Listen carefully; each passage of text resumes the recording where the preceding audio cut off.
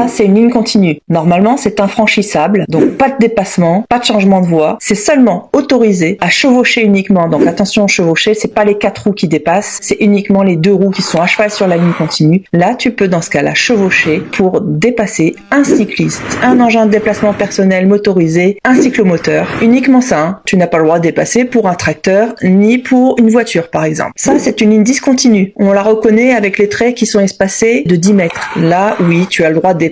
Par contre, évite de faire un dépassement dans une intersection. Les changements de voie sont autorisés aussi. Là, c'est aussi une ligne avec des pointillés, mais tu as vu, l'espacement est beaucoup plus resserré. Il n'y a uniquement que 1,33 m entre les espacements. Et c'est une ligne de dissuasion. C'est un peu comme une ligne continue, sauf que tu as quand même le droit de dépasser les véhicules lents. Donc les voiturettes, les tracteurs, les vélos, tous les véhicules lents. Attention à ne pas confondre. Ce même marquage-là, tu le retrouves sur autoroute, mais ça ne veut pas dire la même chose. C'est une ligne de dissuasion de sortie. Ça veut dire que si tu fais un dépassement, tu n'as pas le droit de te rabattre pour prendre la sortie qui est juste quelques mètres plus loin. Ça, c'est une ligne mixte. Toi, tu dois regarder ce qu'il y a de ton côté. Donc ici, tu vois, tu as une ligne discontinue, donc tu as le droit de dépasser. Et là, maintenant, regarde, tu as une ligne continue qui est de ton côté, donc tu n'as pas le droit de dépasser. Donc tu ne prends en compte que ce qu'il y a de ton côté. Ça, c'est une ligne d'annonce. Elle permet de t'avertir qu'il va y avoir une ligne continue dans quelques mètres. Tu dois absolument terminer ton dépassement avant la dernière flèche de rabattement.